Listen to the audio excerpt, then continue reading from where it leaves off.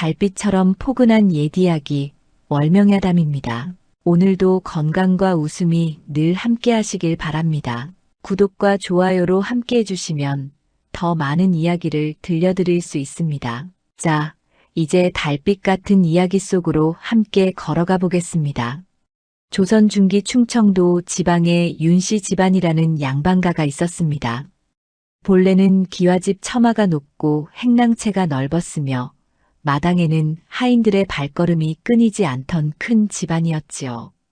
대문을 드나드는 머슴들의 숫자만 해도 10손가락이 넘었고 곳간에는 사철쌀이 가득했습니다. 멀리서 보아도 저 집은 부자라는 걸 단번에 알 수 있었지요. 그런데 세상일이란 참으로 무상한 것이라 윤씨 집안의 가장이던 윤진사가 갑작스러운 병으로 세상을 떠나자 집안 분위기가 싸늘하게 식어버렸습니다.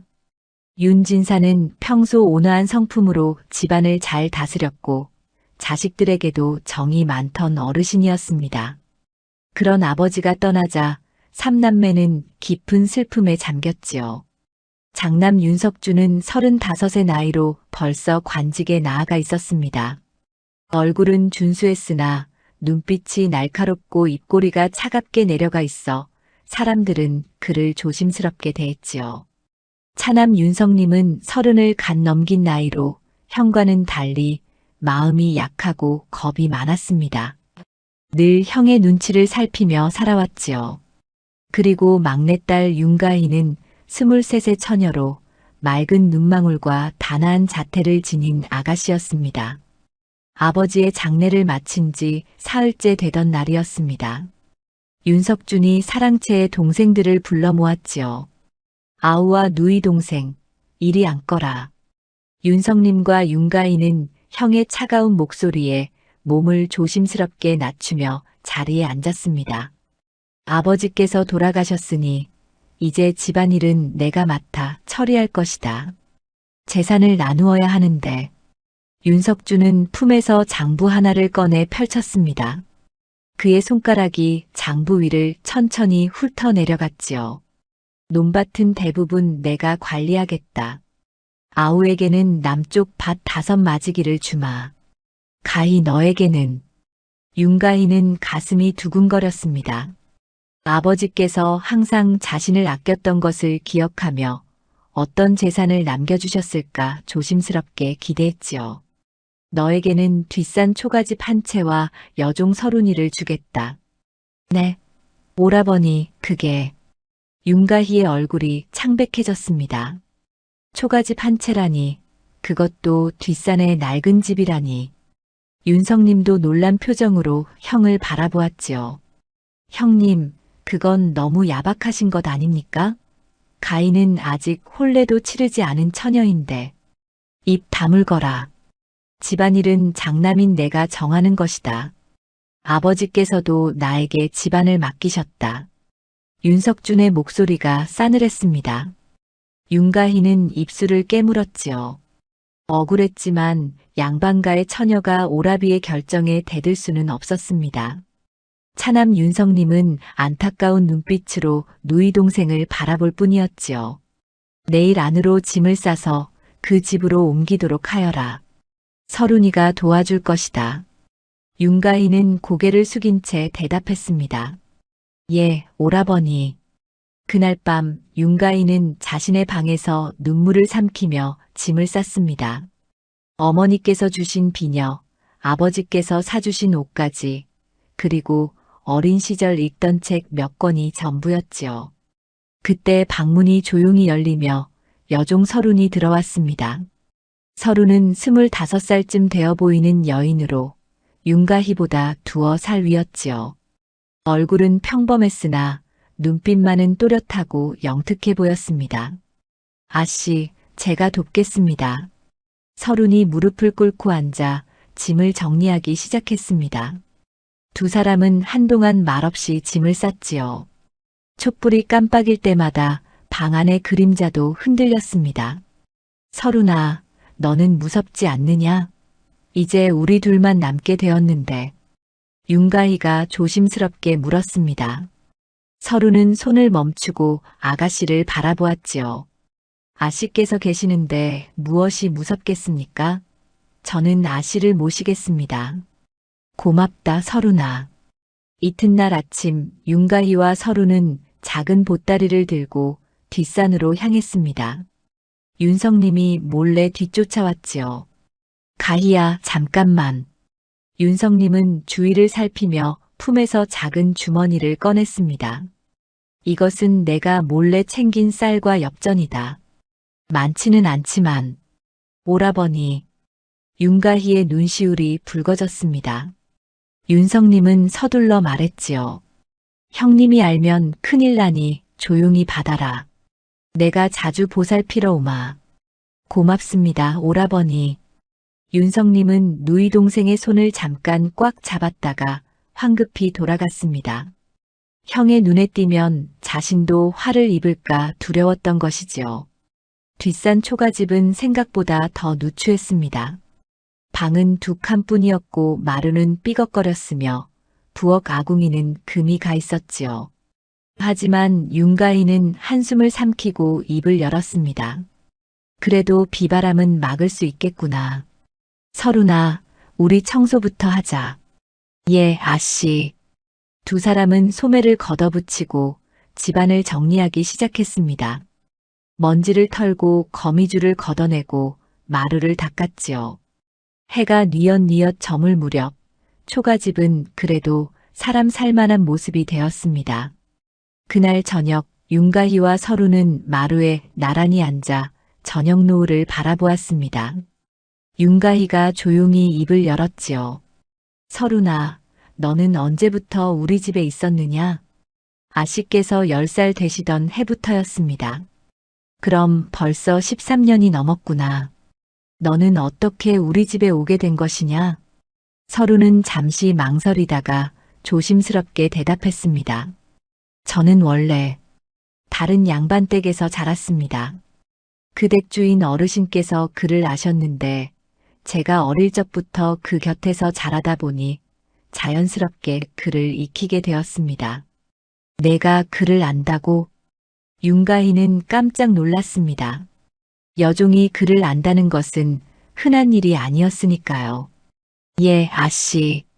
많이는 아니지만 장부를 읽고 문서를 살필 정도는 됩니다. 윤가희의 눈빛이 달라졌습니다. 문득 아버지의 얼굴이 떠올랐지요. 아버지께서 왜 하필 서룬을 자신에게 남기셨는지 이제 알 것 같았습니다. 서룬아, 혹시 아버지께서 너에게 무언가 말씀하신 적이 있느냐? 서루는 고개를 끄덕였습니다. 진사 어르신께서 돌아가시기 며칠 전 저를 부르셨습니다. 그리고 말씀하셨지요. 서루나, 내가 죽거든 가희를 잘 도와주거라. 그 아이에게는 내가 필요할 것이다라고요. 윤가희는 가슴이 먹먹해졌습니다. 아버지께서는 이미 모든 것을 알고 계셨던 것입니다.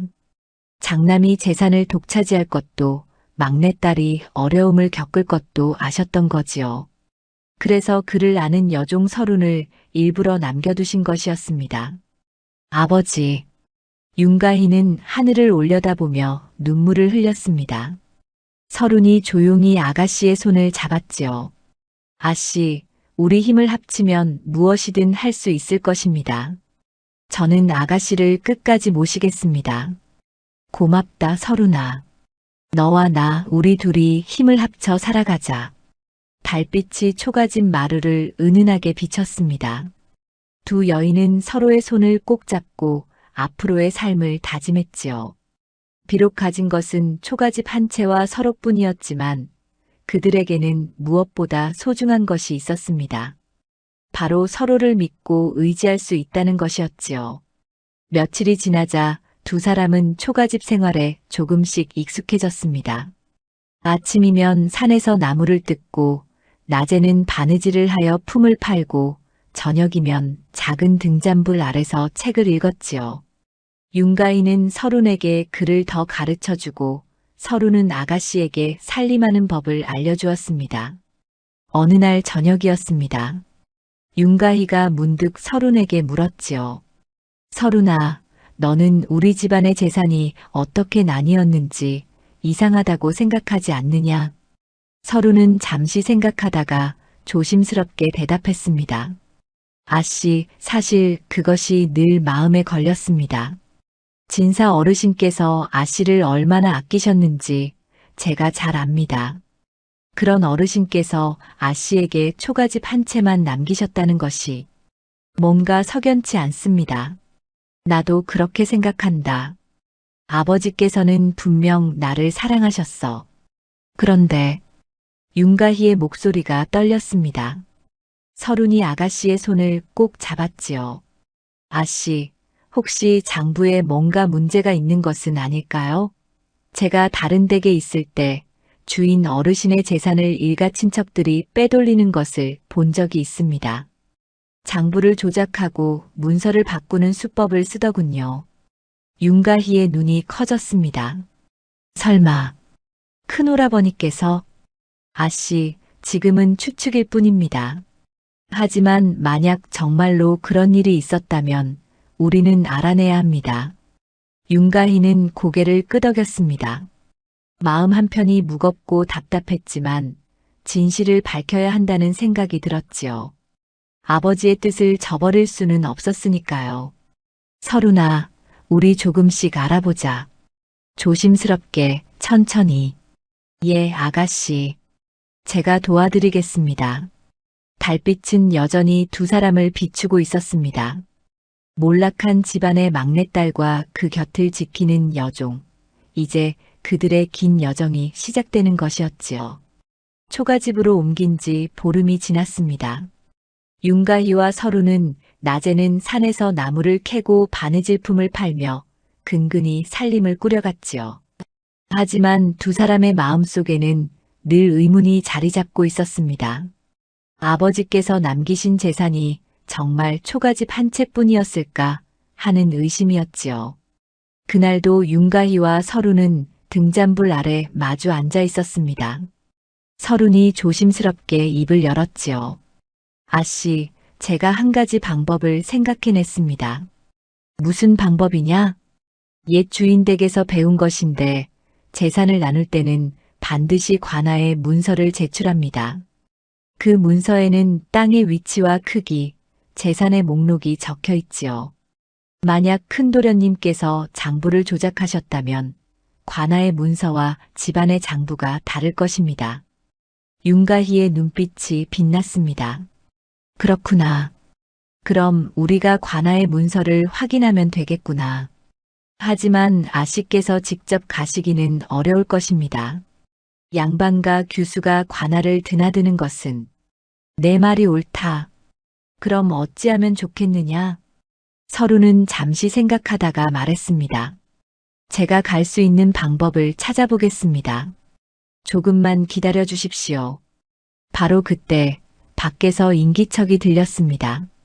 두 사람은 깜짝 놀라 서로를 바라보았지요. 이 깊은 밤에 누가 찾아온다는 말입니까? 누구십니까? 윤가희가 떨리는 목소리로 물었습니다. 문 밖에서 낮은 목소리가 들려왔지요. 나다, 가희야. 둘째 오라비다.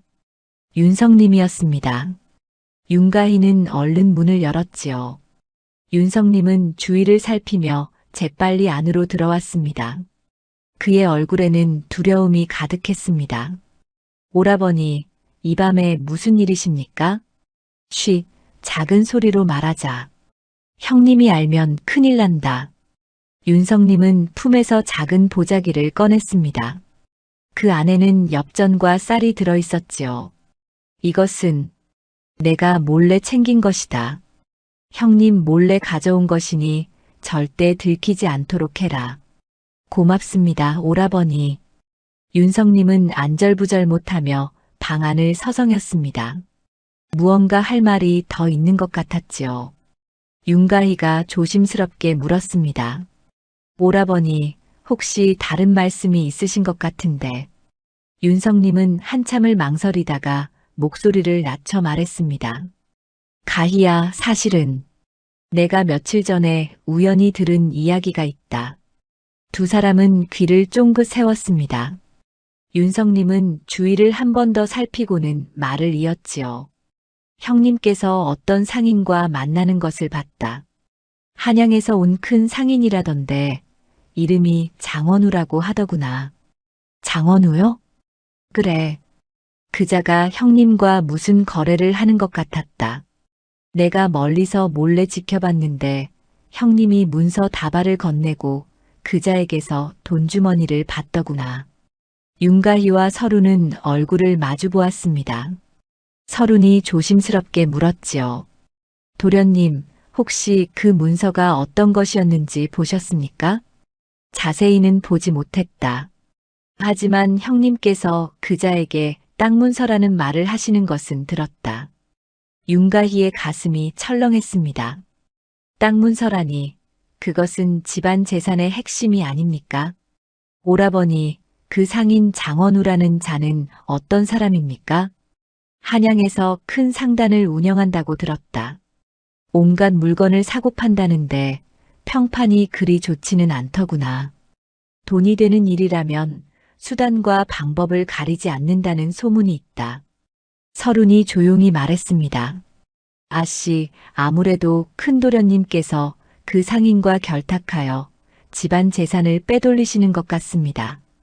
윤성님이 고개를 끄덕였습니다. 나도 그런 생각이 들었다. 하지만 형님께 대놓고 물어볼 수가 없구나. 형님은 요즘 눈빛이 예사롭지 않다. 내가 뭔가 알고 있다는 것을 눈치채시면.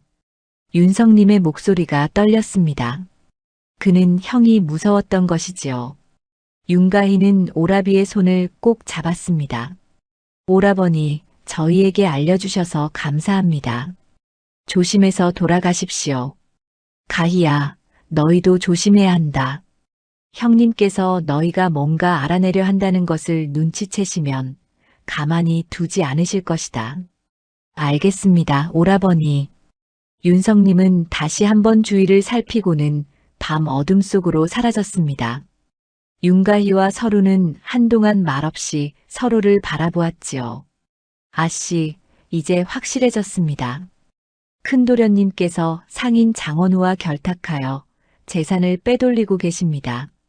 그렇구나.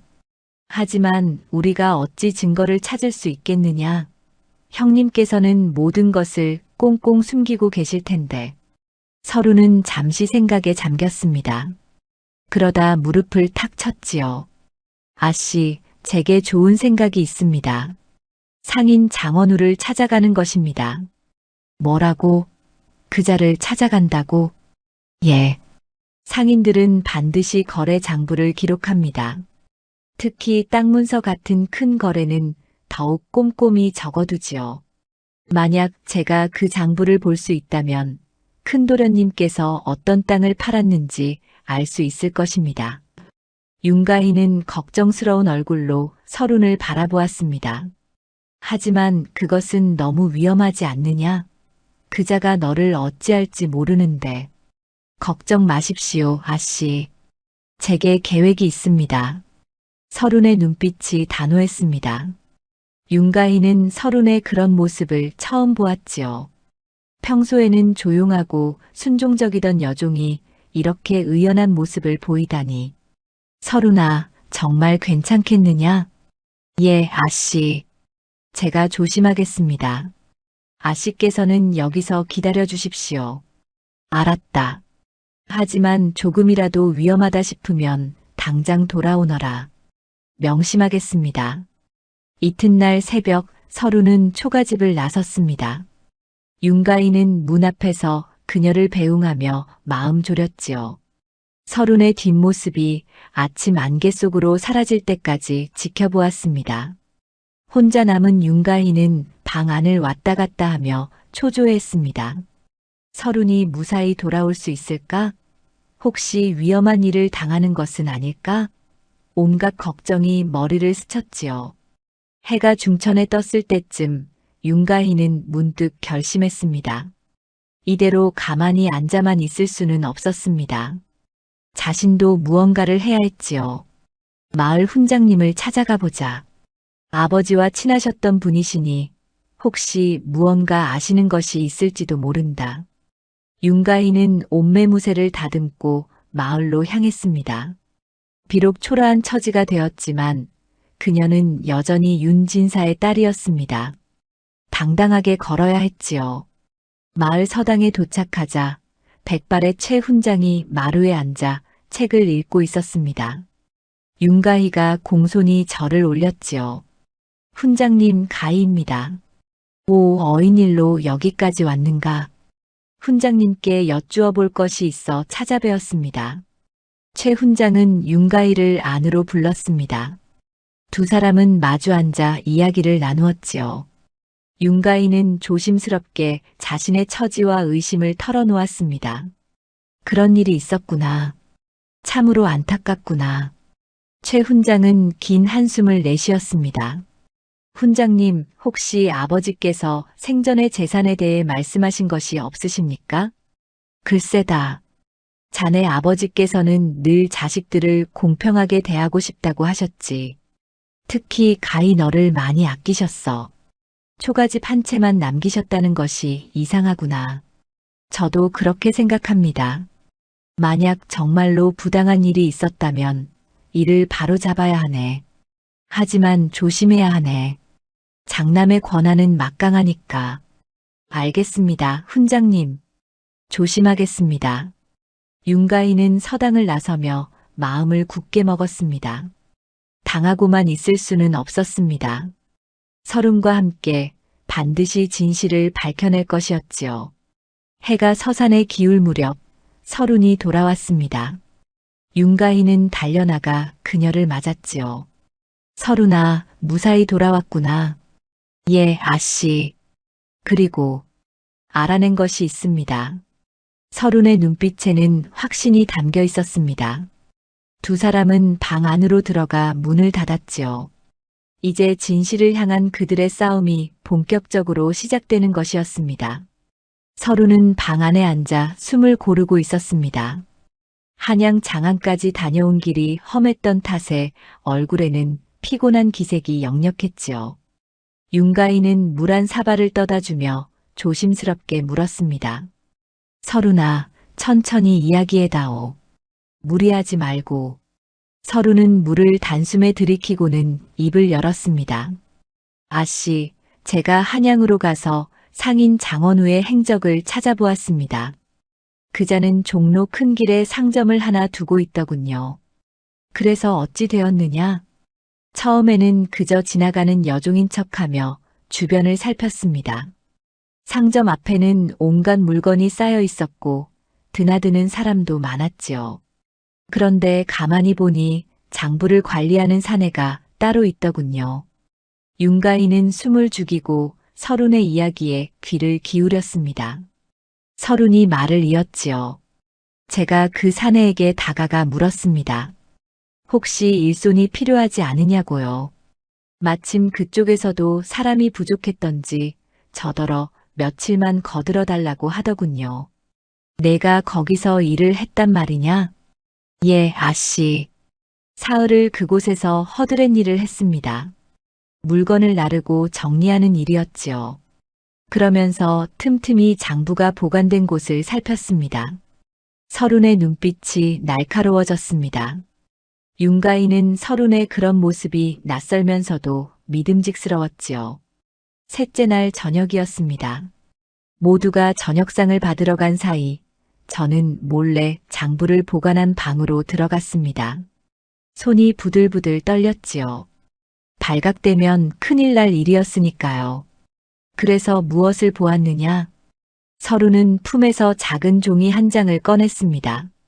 촛불 아래 펼쳐진 종이에는 글씨가 빼곡히 적혀 있었지요. 이것은 제가 급히 베껴 적은 것입니다.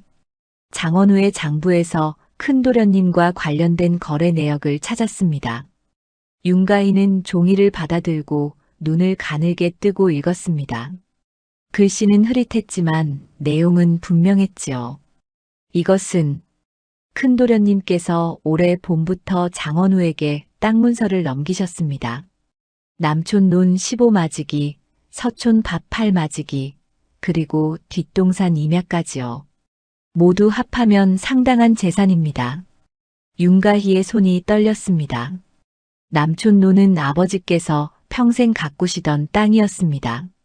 서촌밭은 어머니의 친정에서 물려받은 소중한 땅이었지요. 그런데 그 모든 것을 큰오라비가 몰래 팔아넘겼다니. 설훈아, 이것이 확실한 증거가 될 수 있겠느냐? 그것이 문제입니다, 아씨. 이것은 제가 몰래 베껴 적은 것일 뿐 정식 문서가 아닙니다. 관아에서 인정받으려면 더 확실한 증거가 필요합니다. 두 사람은 한동안 말없이 앉아 있었습니다. 진실에 한 걸음 다가섰지만 아직 갈 길이 멀었지요. 그런데 아씨, 한 가지 더 알아낸 것이 있습니다. 무엇이냐? 장원우가 장부를 정리하면서 혼잣말로 중얼거리는 것을 들었습니다. 윤날이 댁은 좋은 거래처다. 앞으로도 땅이 더 나올 것이다라고요.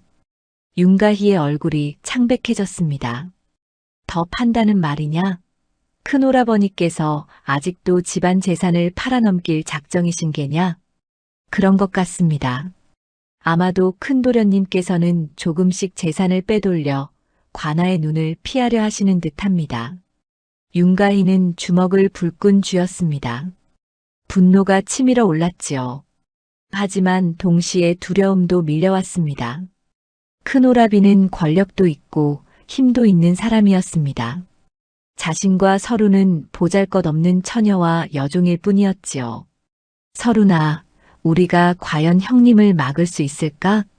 설우는 윤가희의 손을 꼭 잡았습니다. 아씨, 당하기만 하면 더 큰 위기가 옵니다. 지금 막지 않으면 집안에 남은 모든 것을 잃게 될 것입니다. 내 말이 옳다. 하지만 어찌해야 할지 막막하구나. 바로 그때 밖에서 다급한 발소리가 들렸습니다. 누군가 초가집을 향해 달려오고 있었지요.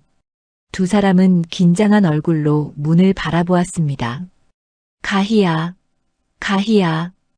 윤성님의 목소리였습니다. 윤가희가 얼른 문을 열자 윤성님이 숨을 헐떡이며 들어섰습니다. 그의 얼굴에는 공포가 역력했지요. 오라버니, 무슨 일이십니까? 큰일 났다, 가희야. 형님께서 알고 계신다. 뭘 알고 계신다는 말입니까? 너희가 뭔가 알아내려 한다는 것을 말이다. 아까 형님께서 나를 불러 다그치셨다. 둘째가 막내에게 무언가 알려준 것 같다고 하시면서 말이다. 윤가희와 설우는 얼굴을 마주 보았습니다. 윤성님이 다급하게 말을 이었지요. 형님께서 내일 사람을 보내 너희를 협박하실 것이다. 조심해야 한다. 협박이라니요? 형님은 지금 초조해하고 계신다. 재산일이 탈로 날까봐 두려워하시는 것이다. 그래서 너희를 미리 막으려 하신다. 설운이 조용히 말했습니다. 도련님, 큰도련님께서 보낼 사람이 누구입니까? 아마도 집안 머슴 놈들일 것이다. 형님께서는 사람들 눈을 피해 일을 처리하실 테니까. 윤가희는 입술을 깨물었습니다. 두려웠지만 물러설 수는 없었지요. 오라버니, 저희는 괜찮습니다. 걱정하지 마십시오. 가희야, 이건 위험한 일이다. 형님을 상대하는 것은 그래도 해야 합니다. 이대로 당하고만 있을 수는 없습니다. 윤성님은 한참을 망설이다가 품에서 무언가를 꺼냈습니다. 작은 주머니였지요. 이것은 내가 몰래 모아둔 돈이다. 많지는 않지만 혹시 모르니 가지고 있어라. 위급할 때 쓸 수 있을 것이다. 오라버니, 그리고 이것도 가져라. 윤성님은 작은 칼집 하나를 내밀었습니다. 안에는 손바닥만 한 단도가 들어있었지요. 몸을 지킬 수 있어야 한다. 형님께서 보낸 자들이 무슨 짓을 할지 모르니까. 윤가희는 칼을 받아들며 눈물을 참았습니다. 겁 많은 둘째 오라비가 이렇게까지 도와주다니 고마움과 미안함이 한꺼번에 밀려왔지요. 오라버니, 정말 고맙습니다. 조심해라, 가희야. 그리고 서른이 너도. 윤성님은 다시 어둠 속으로 사라졌습니다. 남은 두 사람은 서로를 바라보았지요. 아씨, 내일은 정말 위험한 하루가 될 것 같습니다. 그렇구나. 하지만 우리는 이미 시작했다. 이제 물러설 수 없다. 윤가인은 오라비가 준 칼을 허리춤에 차고 서른이 베껴온 증거를 품속 깊이 넣었습니다. 밤은 깊어갔지만 두 사람은 잠을 이룰 수 없었습니다. 내일이면 큰 오라비가 보낸 자들이 올 것이고 그들과 맞서야 했지요. 두려웠지만 윤가희의 눈빛은 흔들리지 않았습니다. 서른도 아씨 곁을 굳게 지키고 있었지요.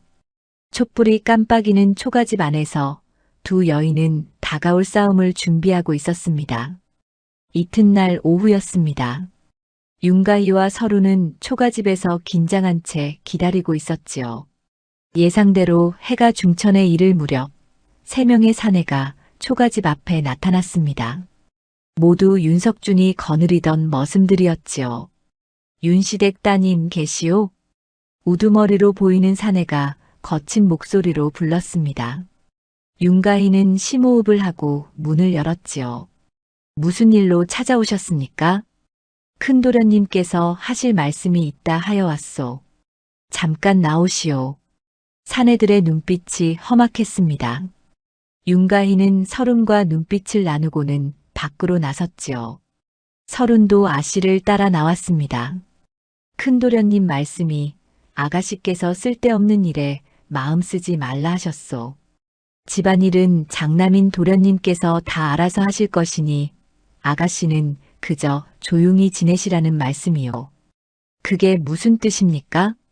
더 이상 말 만들지 말고 관한이 마을 사람들에게 헛소리 하지 말라는 뜻이요. 사내의 말투가 점점 거칠어졌습니다. 윤가희는 주먹을 꽉 쥐었지요.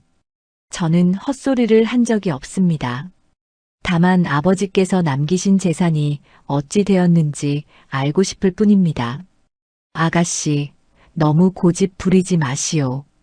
도련님께서도 아가씨를 해코지하고 싶지 않으시다오.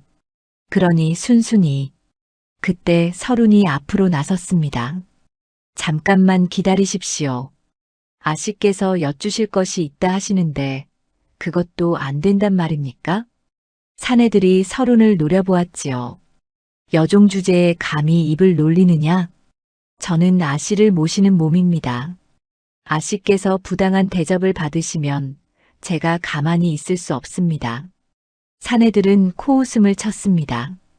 그중 한 명이 서른에게 다가서며 으름장을 놓았지요. 이것들이 정말 말을 안 듣겠다는 게로구나. 그럼 어쩔 수 없지. 사내가 서른의 팔을 붙잡으려는 순간이었습니다. 윤가희가 허리춤에서 단도를 꺼내들었지요. 감히 손대지 마십시오. 사내들이 깜짝 놀라 뒤로 물러섰습니다. 양반집 아가씨가 칼을 들다니 예상치 못한 일이었지요. 아가씨, 그 칼을 내려놓으시오. 위험하지 않소. 저희를 위협하러 온 쪽은 당신들이지 않습니까? 큰오라버니께 전하십시오. 저는 당당하게 진실을 밝힐 것이라고. 사내들은 난처한 표정으로 서로를 바라보았습니다. 무력으로 겁을 주려 했지만 오히려 윤가희의 기세에 눌린 것이지요. 알겠소. 도련님께 아가씨 말씀 전하겠소. 사내들은 투덜거리며 돌아갔습니다. 그들의 뒷모습이 사라지자 윤가희는 다리에 힘이 풀려 주저앉았지요. 서른이 얼른 아씨를 부축했습니다. 아씨, 괜찮으십니까? 괜찮다. 그저 다리가 후들거릴 뿐이다. 윤가희는 떨리는 손으로 칼을 도로 집어넣었습니다. 사실 무척 두려웠지만 물러설 수 없었지요. 서른이 조용히 말했습니다. 아씨, 이제 큰도련님께서 본격적으로 움직이실 것입니다. 더 이상 물러날 곳이 없습니다. 알고 있다. 그러니 우리도 서둘러야 한다. 그날 저녁 윤가희는 서른과 함께 마을 최훈장을 다시 찾아갔습니다. 서른이 베껴온 장원우의 장부 내용을 보여드리기 위해서였지요. 훈장님, 이것을 보아주십시오. 최 훈장은 촛불을 가까이 당겨 종이를 살펴보았습니다. 그의 얼굴이 점점 굳어졌지요. 이것이 정말이라면 큰일이로구나. 윤 진사께서 평생 모으신 재산이 이렇게. 훈장님, 이것을 가지고 관아에 고할 수 있겠습니까? 최 훈장은 고개를 가로저었습니다. 이것만으로는 부족하네. 이것은 정식 문서가 아니라 베껴 적은 것이니 관아에서 받아들이지 않을 것이네. 더 확실한 증거가 필요하네. 윤가희의 얼굴이 어두워졌습니다. 서른이 조심스럽게 물었지요. 훈장님, 혹시 다른 방법은 없겠습니까? 글쎄, 만약 장원우라는 상인에게서 직접 장부를 받아낼 수 있다면 모를까? 아니면 관아의 토지 문서를 확인하여 명의가 바뀐 것을 증명하든지. 관아의 문서를 확인하려면 어찌해야 합니까? 그것은 쉽지 않네. 아무나 볼 수 있는 것이 아니니까. 하지만 최 훈장은 잠시 생각에 잠겼다가 말했습니다. 내게 아는 사람이 하나 있네. 관아에서 문서를 관리하는 아전인데 자네 아버지와 친분이 있던 사람이지. 그 사람에게 부탁해보면 어떻겠나? 정말이십니까? 그분이 도와주시겠습니까? 장담할 수는 없지만 한번 물어보겠네. 윤 진사의 딸이 억울한 일을 당하고 있다 하면 아마 귀를 기울일 것이네. 윤가희는 훈장 앞에 깊이 절을 올렸습니다. 고맙습니다, 훈장님. 큰 은혜를 입었습니다. 아니네. 나도 윤 진사께 신세를 많이 졌던 사람이네. 이것이 도리지. 초가집으로 돌아오는 길, 윤가희와 서루는 조금 희망을 품게 되었습니다. 최 훈장이 도와주시고 관아의 아전이 협조해준다면 진실을 밝힐 수 있을지도 몰랐지요.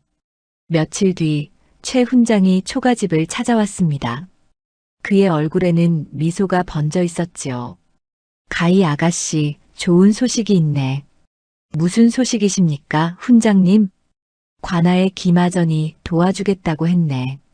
윤 진사댁의 토지 문서를 확인해 보니 과연 최근 몇 달 사이에 여러 땅의 명의가 장원우라는 상인에게로 넘어갔더라는구나. 정말입니까? 그런데 문제가 있네. 금형의 이전이 모두 합법적인 절차를 거쳐 이루어진 것으로 되어 있네. 윤석준 도련님이 정식으로 문서를 작성하여 팔았다는 것이지. 윤가희의 얼굴이 다시 어두워졌습니다. 서른이 물었지요. 그럼 방법이 없단 말씀이십니까? 아니네. 김아전이 한 가지 방법을 알려주었네.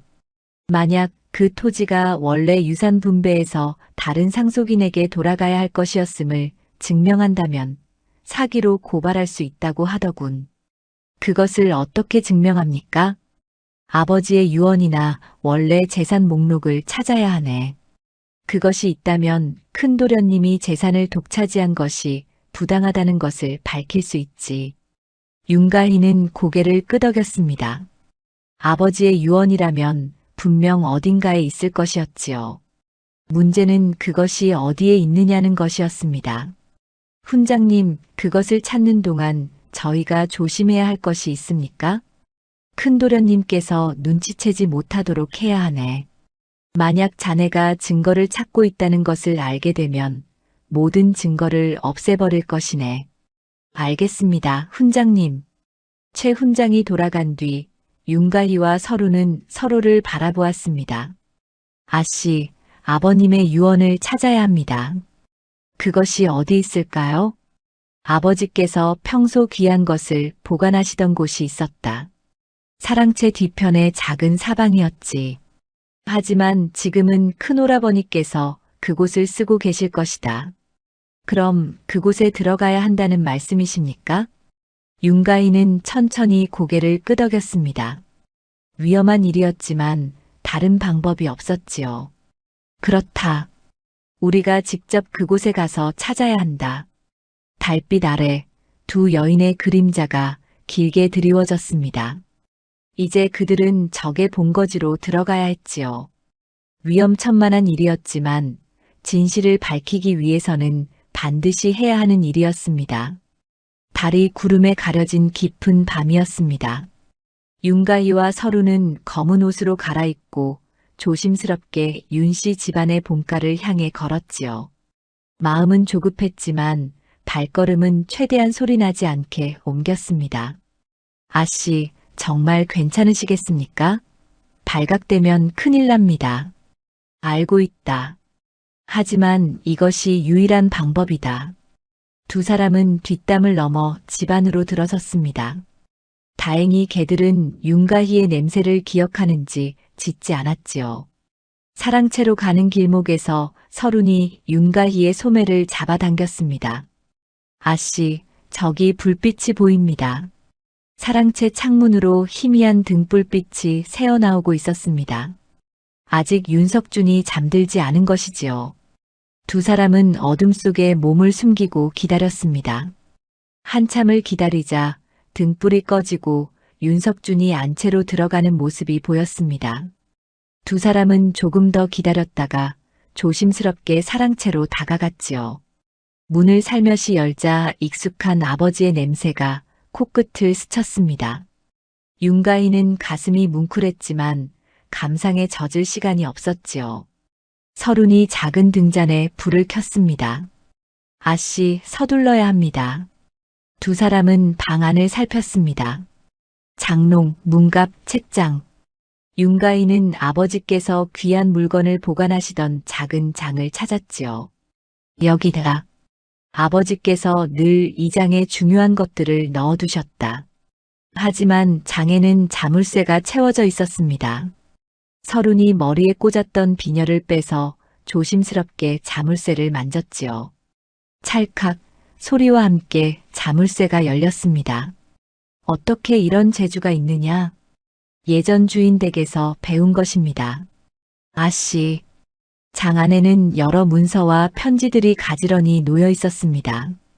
윤가희는 떨리는 손으로 하나씩 펼쳐보았지요. 토지 문서, 매매 증서, 편지들. 그러다 손이 멈췄습니다. 이것이다. 아버지의 친필로 쓰인 유서였습니다. 촛불을 가까이 대고 읽어내려가자 윤가희의 눈에서 눈물이 흘러내렸지요. 유서에는 분명히 적혀 있었습니다.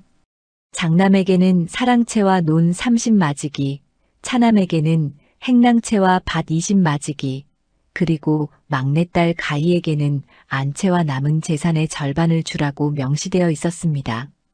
결코 초가집 한 채만이 아니었지요. 아씨, 이것이 바로 증거입니다. 서른도 감격한 얼굴로 유서를 바라보았습니다. 바로 그때였습니다. 밖에서 발소리가 들려왔지요. 누가 거기 있느냐? 윤석준의 목소리였습니다. 두 사람은 깜짝 놀라 서로를 바라보았지요. 윤가희는 재빨리 유서를 품속에 넣고 장을 닫았습니다. 서른아, 뒷문으로 나가자. 하지만 이미 늦었습니다. 문이 벌컥 열리며 윤석준이 등불을 들고 들어섰지요. 그의 뒤로 머슴 둘이 따라 들어왔습니다. 가희, 내가 어찌 여기 있느냐? 윤석준의 얼굴이 분노로 일그러졌습니다. 윤가희는 똑바로 오라비를 바라보았지요. 제 것을 찾으러 왔습니다, 오라버니. 내 것? 감히 내가 무엇을 내 것이라 하느냐? 아버지께서 남기신 유서를 찾았습니다. 오라버니께서 재산을 속이셨다는 것을 알게 되었습니다. 윤석준의 눈빛이 차갑게 식었습니다. 그 유서를 내놓아라. 당장. 싫습니다. 이것은 제가 관아에 가져갈 것입니다. 이것들이 정말 너희들 저것들을 붙잡아라. 머슴들이 다가왔습니다. 서룬이 윤가희를 감싸며 뒷문 쪽으로 밀어냈지요. 아씨, 먼저 가십시오. 서룬아, 저는 괜찮습니다. 어서 가십시오. 윤가희는 뒷문으로 뛰쳐나갔습니다. 뒤에서 윤석준의 고함 소리와 서룬의 비명이 들려왔지만 돌아볼 수 없었지요. 유서를 지켜야 했습니다. 초가집까지 숨가쁘게 달려온 윤가희는 문을 걸어 잠그고 가슴을 쓸어내렸습니다. 하지만 마음은 불안했지요. 서른이 잡혔습니다. 큰 오라비가 그녀를 어찌할지 몰랐습니다. 새벽이 되자 윤성님이 급히 찾아왔습니다. 그의 얼굴은 창백했지요. 가희야, 큰일 났다. 형님께서 서른이를 가뒀다. 광에 가두고 굶기고 계신다. 뭐라고요? 그리고 내일 아침 관아에 너를 고발하겠다고 하셨다. 도둑질을 했다고 말이다. 윤가희는 주먹을 불끈 쥐었습니다. 오히려 자신을 도둑으로 몰다니 큰 오라비는 끝까지 뻔뻔했지요. 오라버니, 괜찮습니다. 저에게 아버지의 유서가 있습니다. 이것을 관아에 가져가면 모든 것이 밝혀질 것입니다. 윤성님은 여동생의 단호한 눈빛을 보며 고개를 끄덕였습니다. 가희야, 내가 도와주마. 형님께 대적하는 것이 두렵지만 이것은 옳지 못한 일이다. 고맙습니다, 오라버니. 바로 그때 밖에서 시끄러운 소리가 들렸습니다. 마을 사람들이 모여드는 소리였지요. 윤가희가 밖으로 나가자 최 훈장과 여러 마을 사람들이 서 있었습니다. 가희 아가씨, 우리가 왔네. 훈장님, 소문을 들었네. 윤 도련님께서 자네를 모함하려 한다고. 우리는 그것을 가만히 둘 수 없네. 마을 사람들이 하나둘 고개를 끄덕였습니다. 윤가희의 성품을 아는 사람들이었지요. 그녀가 도둑질을 할 사람이 아니라는 것을 모두가 알고 있었습니다. 가희 아가씨, 우리가 증인이 되어주겠네. 윤 진사께서 자네를 얼마나 아끼셨는지 초가집 한 채만 물려주실 분이 아니라는 것을 우리가 증언하겠네. 윤가희의 눈에 눈물이 고였습니다. 이렇게 많은 사람들이 자신을 믿어준다니 가슴이 벅차올랐지요. 고맙습니다. 여러분. 해가 뜨자 윤가희는 최 훈장, 윤성님, 그리고 마을 사람들과 함께 관아로 향했습니다. 손에는 아버지의 유서와 서른이 베껴온 장부 내용을 꼭 쥐고 있었지요. 관아 앞에는 이미 윤석준이 머슴들을 데리고 와 있었습니다. 그는 여동생을 보자 비웃음을 띄었지요. 가희, 내가 끝까지 고집을 부리는구나. 좋다. 오늘 관가 앞에서 내 죄를 밝히겠다. 아닙니다, 오라버니.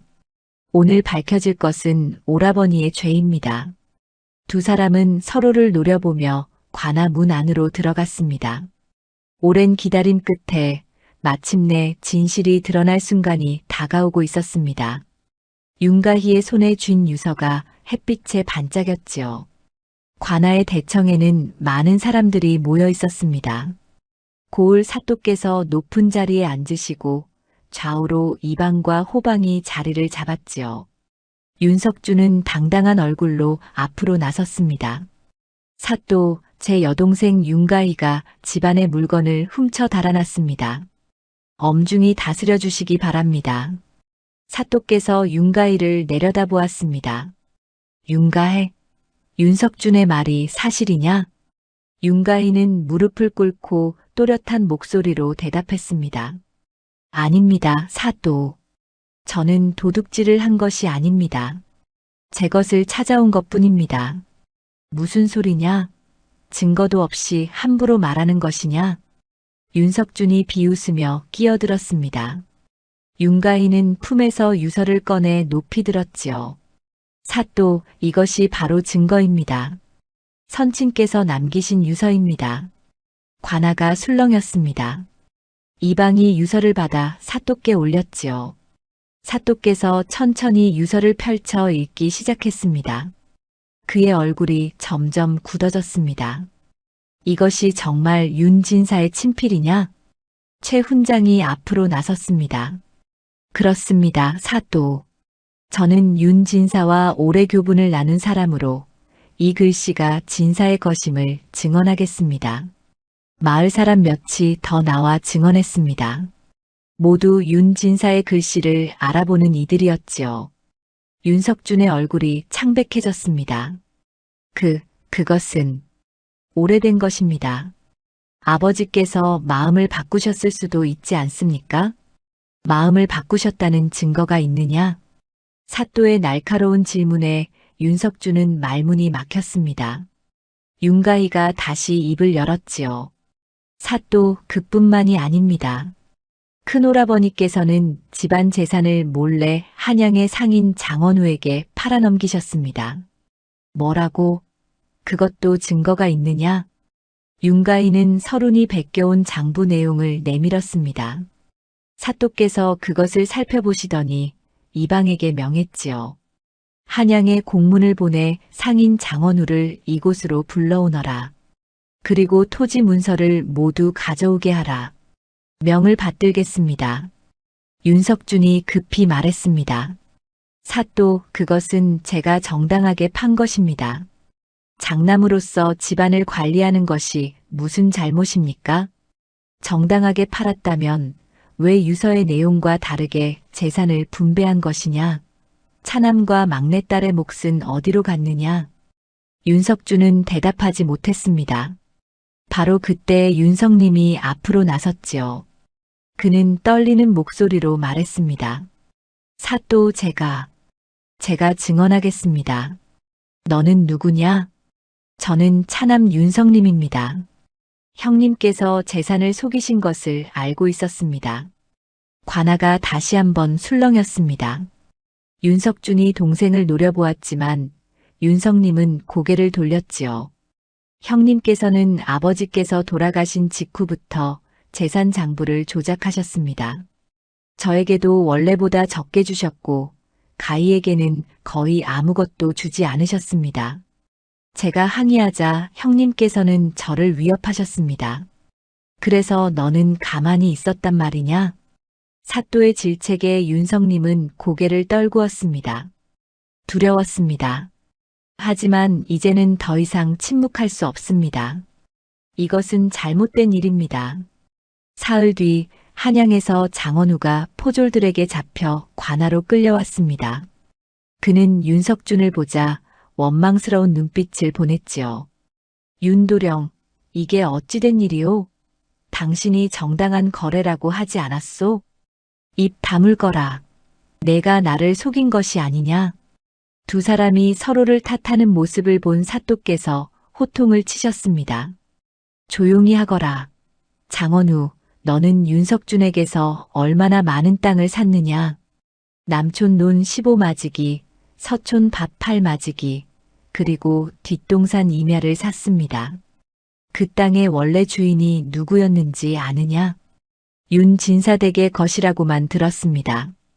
윤석준이 그 땅을 팔 권리가 있다고 생각했느냐? 장남이라 하기에 당연히 권리가 있다고 믿었습니다. 사또께서 장원우에게 유서를 보여주셨습니다. 장원우의 얼굴이 굳어졌지요. 이것을 보아라. 그 땅들은 차남과 막내딸에게 돌아가야 할 것이었다. 너는 부당하게 거래한 것이다. 저는 몰랐습니다. 이방이 토지 문서들을 가져왔습니다. 사또께서 하나하나 살펴보시더니 고개를 끄덕이셨지요. 명백하다. 윤석준, 너는 아우와 누이의 재산을 가로채고 허위 문서를 작성하여 남에게 팔아넘겼다. 이는 중대한 죄이다. 사또, 잠깐만. 입을 열지 마라. 장원우, 너 역시 제대로 확인하지 않고 의심스러운 거래를 한 죄가 있다. 사또께서 노쇠 막대기를 내리쳤습니다. 윤석준은 재산 사치와 문서 위조의 죄로 곤장 50대에 처하고 부당하게 취한 재산은 모두 원래 주인에게 돌려주도록 하라. 장원우는 곤장 30대에 처하고 산 땅은 모두 원래대로 돌려주도록 하라. 사또, 억울합니다. 윤석준이 소리쳤지만 포졸들이 그를 끌어냈습니다. 장원우도 비명을 지르며 끌려갔지요. 윤가희는 그 모습을 조용히 지켜보았습니다. 승리의 기쁨보다는 씁쓸함이 더 컸지요. 가족이 이렇게 무너지는 것을 보는 것이 가슴 아팠습니다. 관아 밖으로 나오자 최 훈장과 마을 사람들이 윤가희를 둘러쌌습니다. 축하하네, 가희 아가씨. 정의가 승리했네. 고맙습니다, 훈장님. 여러분 덕분입니다. 윤성님이 다가와 여동생의 손을 잡았습니다. 가희야, 미안하다. 내가 진작 나섰어야 했는데. 아닙니다, 오라버니. 오늘 용기 내어 증언해 주셔서 고맙습니다. 바로 그때 머슴 하나가 달려왔습니다. 아가씨, 서른이를 풀어드렸습니다. 지금 약방으로 모시고 갔습니다. 윤가희는 급히 약방으로 달려갔습니다. 서른은 상처투성이 얼굴로 누워 있었지만 윤가희를 보자 미소를 지었지요. 아씨, 이기셨습니까? 그래, 서른아. 우리가 이겼다. 두 사람은 손을 맞잡고 눈물을 흘렸습니다. 긴 싸움이 끝났습니다. 윤씨 집안의 명예가 회복되었고 부당하게 빼앗긴 재산도 돌아오게 되었지요. 해가 서산에 지고 있었습니다. 윤가희는 창밖을 바라보며 생각했습니다. 이제 새로운 시작이었습니다. 아버지께서 남겨주신 유산을 지켜냈으니 이제는 바르게 살아가는 것만 남았지요. 한 달이 흘렀습니다. 관아의 판결대로 재산이 정리되었고 윤가희는 아버지께서 남기신 안채와 땅을 되찾았지요. 윤석주는 곤장을 맡고 먼 고을로 유배를 떠났고 장원우는 벌금을 물고 한양으로 쫓겨났습니다. 윤가희는 안채로 돌아왔지만 마음이 편치 않았습니다. 큰오라비가 저지른 일은 용서하기 어려웠지만 그래도 한 핏줄이 벌을 받는 것을 보는 것은 괴로웠지요. 아씨, 생각이 많으신 것 같습니다. 서른이 차를 따라주며 조심스럽게 말했습니다. 윤가희는 고개를 끄덕였지요. 서른아, 우리가 한 일이 옳은 일이었을까? 물론입니다, 아씨. 부당한 것을 바로잡은 것뿐입니다. 그래도 가족이 뿔뿔이 흩어지고 말았구나. 서른은 윤가희의 손을 가만히 잡았습니다. 아씨, 진정한 가족이라면 서로를 속이지 않습니다. 큰도련님께서 먼저 가족을 저버리신 것입니다. 윤가희는 창밖을 바라보았습니다. 마당에는 봄꽃이 피어나고 있었지요. 어머니께서 좋아하시던 매화나무에도 꽃망울이 맺혀 있었습니다. 바로 그때 윤성님이 찾아왔습니다. 그는 이제 행랑채에서 살며 자신의 땅을 돌보고 있었지요. 가희야, 이야기 좀 할 수 있겠느냐? 물론입니다, 오라버니. 안으로 드십시오. 두 남매는 사랑채에 마주 앉았습니다. 윤성님은 한참을 망설이다가 입을 열었지요. 가희야, 나는 내가 미안하다. 진작 나섰어야 했는데 겁이 나서 그러지 못했다.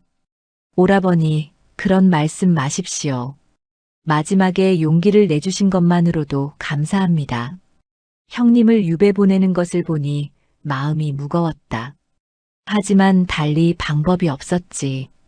윤가희는 차를 한 모금 마시고 조용히 말했습니다.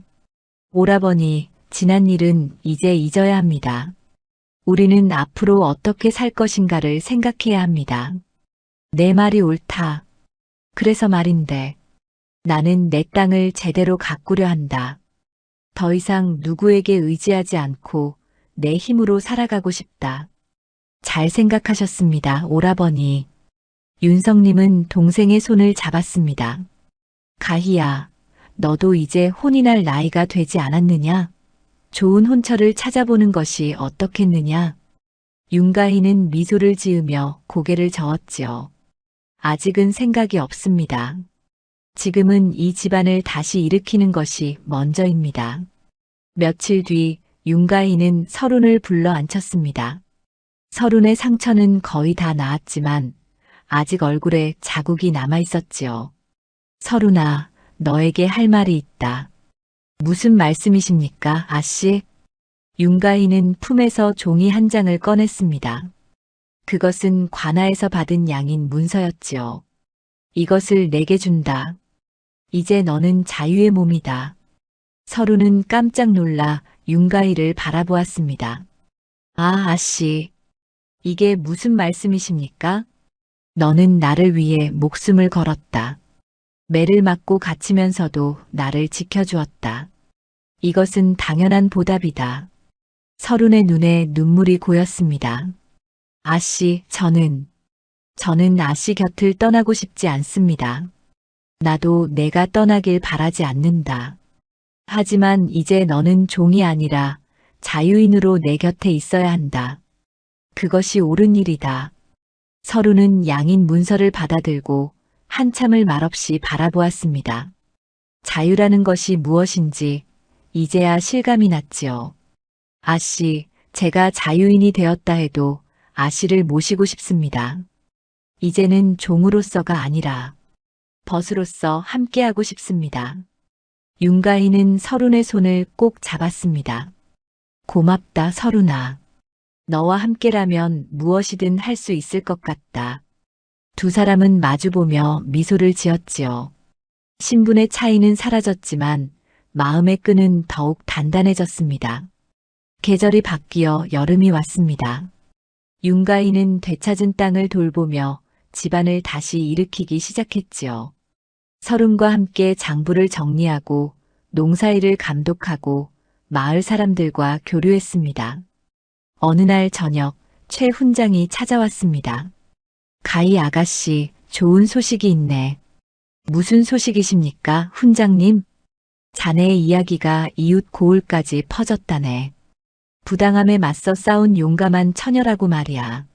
많은 사람들이 자네를 본받고 싶어 한다네.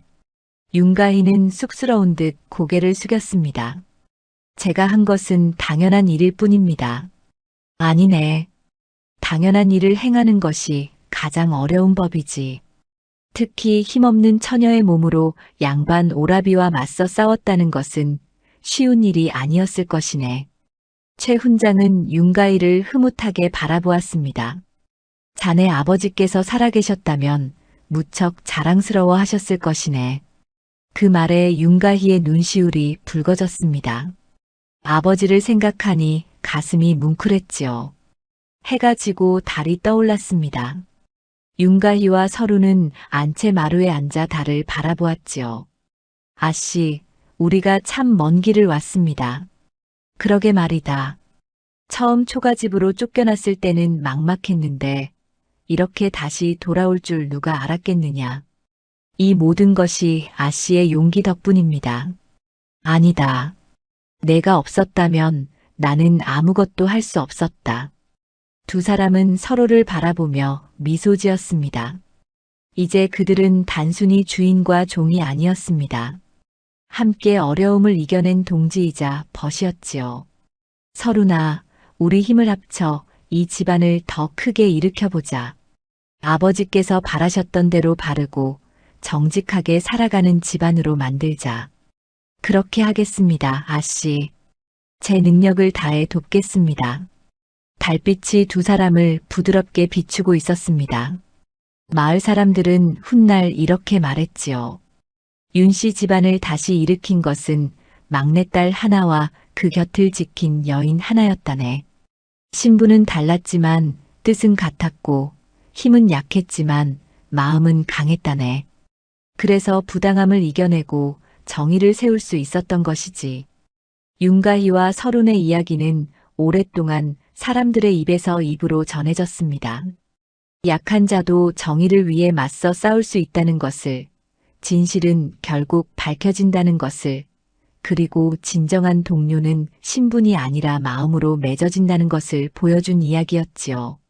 두 여인의 앞날에는 아직 많은 일들이 기다리고 있었지만 그들은 두렵지 않았습니다. 함께라면 어떤 어려움도 이겨낼 수 있다는 것을 이미 증명했으니까요.